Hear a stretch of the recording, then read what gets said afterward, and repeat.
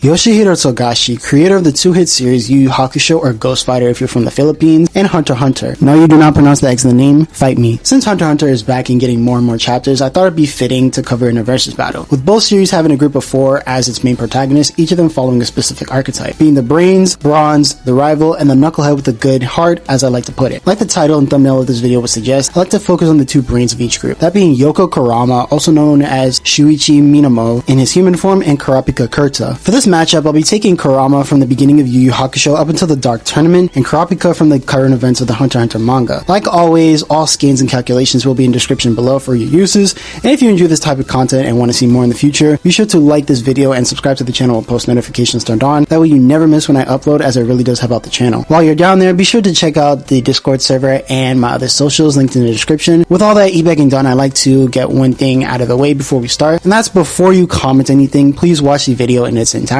as while it doesn't happen often, it's still annoying to have comments complaining on things that I've already mentioned in the video. So if you're going to mention something, please make sure that it's something that I actually forgot to mention. But with that being said, let's get into the video. Starting off with Kurama, it should be noted that both base Kurama and Yoko Kurama do not scale to Yusuke and Hiei at full power in the Dark Tournament. This is due to the fact that in majority of his fights, he relies primarily on tactics instead of raw power. It's also noted by data books and Togashi himself that these 2 forms of Kurama primarily focus on strategy or intelligence and his deadly abilities, while also being noted by Hiei himself, who describes Kurama as someone who is dangerous for his strategic mind. With all that in mind, we can finally scale Kurama, in which he should scale anywhere from large building level to town level. This is due to the fact that we know that both base Kurama and his Yoko Kurama form should logically scale above the feats done in the previous arcs, such as the Saint Beast arc. In this arc, we have the most impressive feat that gets the cast anywhere from large building to multi-city block levels of power, with this feat in question being the clash between Yusuke's Spirit Shotgun and Suzaku's Storm of Torment, generating anywhere from 6.06 tons to 799.121 tons of TNT, getting into the large building to multi-city block levels of power. However, seeing as this is a conjoint feat, this will go down to 3.03 tons to 339.5605 tons of TNT, which would still be around the large building to multi-city block levels of power. Kurama would scale to this, seeing as he was already comparable to Hiei early on in the series, judging by how they worked together, and even had a brief fight, albeit that Hiei was injured during this time, and would only grow stronger from that, in which Yusuke should also scale to these 2, seeing as he's shown to be relative and even overpower Hiei until he transformed. Then with a conveniently placed mirror, was able to one-shot and off-guard Hiei in his Giganchi form from the back. Pause! No diddy! After receiving a personal invitation to the Dark Tournament by the younger Toguro, Kurama would then go on a training arc alongside the rest of Team Urameshi, getting much stronger than they were in the Saint Beast arc, and while Kurama would get pretty roughed up throughout some of these fights, he'd still come out on top. Then in preparation for the finals of the Dark Tournament, he'd undergo a training to obtain his Yoko Kurama form, his original demon form before he was reincarnated into Shuichi, with this form being so strong that it allowed Kurama to be able to contend and even overpower Karasu in the finals of the Dark Tournament. However, unlike in the later arcs of Yu Hakusho, Yoko Kurama has a time limit, and on top of that, Kurama can't activate this form at will. Despite all that, this boosts Kurama's power to around small town level to town levels of power in terms of attack potency. This is due to the fact that Karasu's full body explosions generate anywhere from 1.891 kilotons to 9.834 kilotons of TNT, getting into those small town to town levels of power. When it comes to speed, Kurama should scale anywhere from as low as Hypersonic Plus to as high as High Hypersonic, if we ignore arguments for the Spirit Gun being light speed, and there being a few light speed metas early on in the series. This is due to Kurama scaling to Hiei from the Saint Beast arc, and Spirit Cuffed Yusuke from the Dark Tournament, with Hiei in the Saint Beast arc in his final clash against Seiryu being able to move at around 8,079 meters per second or Hypersonic Plus, and Spirit Cuffed Yusuke moving anywhere from 52,119 to 147,497 meters per second or High Hypersonic.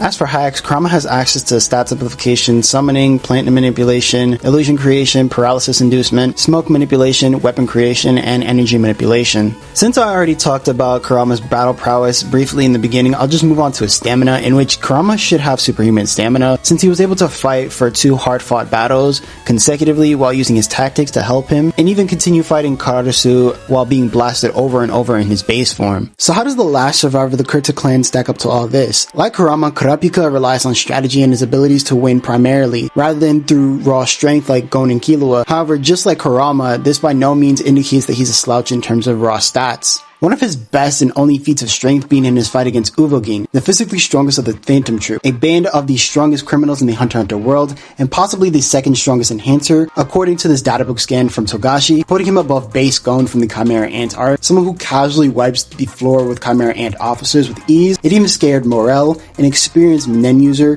seen as one of Isaac Netero's right-hand men, nearly shitting his pants after seeing Gon charge up his Jaja Ken. By just seeing and feeling Gon's aura, Morel was convinced that if Gon were to land this attack, it definitely would have killed him. And this is just an angry Base Gon in the Chimera Ant arc. If we were to take this databook statement literally, then Uvogin would be above that. So why is this impressive? During the fight, we see Kurapika go toe-to-toe with Uvogin, first at 20%, then go all the way up to his full power. In his 20% state, Uvogin punches Kurapika into a wall, with Kurapika walking it off like it was nothing. Uvogin would be surprised by this, stating that no one aside from another enhancer should be able to tank such an attack, and only manages to break Kurapika's arm after catching him off guard and going full power, giving Kurapika barely any time to react. However, this would be all a part of Kurapika's plan, as he would then go on to restrain Uvogin in his chain jail, forcing him and any Phantom member trapped in it in a state of Zetsu, then healing his arm with Holy Chain, then the rest you know from there. This is much more impressive as you may originally think, as Uvogin isn't just some strong meathead, as he was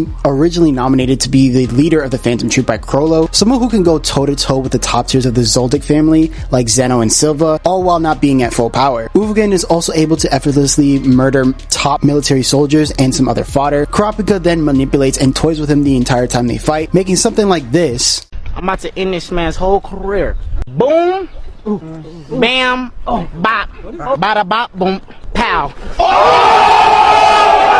Much more believable. We also know that during the events of the Succession War arc, Kurapika is able to tell when someone is lying effortlessly, even when behind a screen, and even when on a ship with some of the smartest people on board, he manages to manipulate everybody into a truce. So with all that yapping about the fight done, just how strong is Uvogin and where does this scale Kurapika in terms of attack potency? When it comes to his 20% state, Uvogin with his Big Bang impact created a giant crater and even tanked a missile launched at him with 0 damage, with both of these feats being calced at 9.4 to 8 tons or large building level plus, and 55.7 or 6 tons of TNT or multi-city block level respectively. Seeing as this was done casually in 20%, by multiplying these two numbers by 5 to get his hypothetical full power energy output would result in Uvogin's full power being around 47.14 tons to 278.73 tons of TNT, or anywhere from city block to multi-city block level. Kurapika would scale to this, as with the use of his Scarlet Eyes, he becomes a specialist, gaining 100% proficiency in all 6 Nen types, and since he was able to restrain and kill Uvogin, it's safe to assume that Kurapika would be around this level of power. The two would also scale above Boner Lenoff's Moon feat, which is calculated to about 329.418 tons of TNT, also being in those multi-city block levels of power. In terms of speed, Kurapika should scale anywhere from supersonic to hypersonic, with both him and Uvogin casually blocking and catching bullets, with Kurapika doing it with his chains and Uvogin catching them with his teeth, both being calculated at Mach 2.36 or supersonic and Mach 5.457 or hypersonic. When it comes to hacks, Kurapika has access to energy manipulation, chain manipulation, healing, spatial manipulation, law manipulation, power nullification, power absorption, and bestowal. In terms of stamina, Kurapika should have superhuman stamina,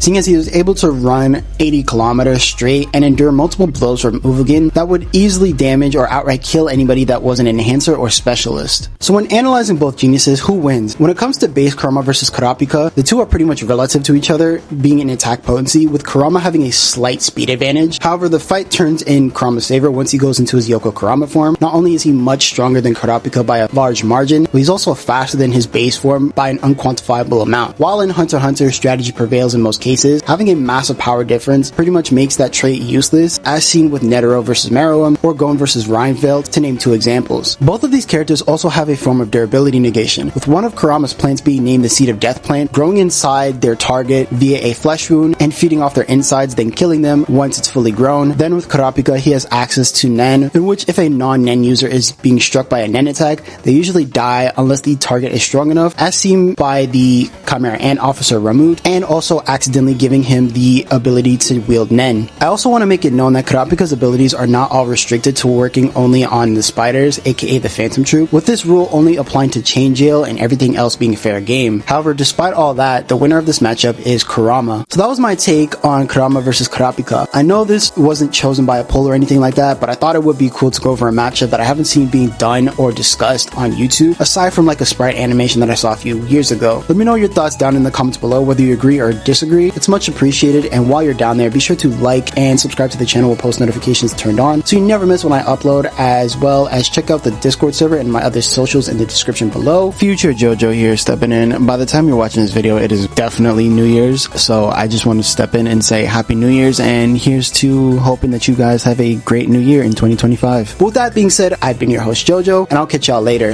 Bitch, I'm not your regular nigga. I just feel like you should know that. Now I'm on, she let me hit it. I told baby where you throw that. She saying something about a nigga. But my niggas, they be on that. We gon' paint the city red. We gon' get that boy our toe tag. We gon' get that boy our toe tag. We gon' paint the city red. We gon' get that boy our toe tag. She saying something about a nigga. But my niggas, they be on that.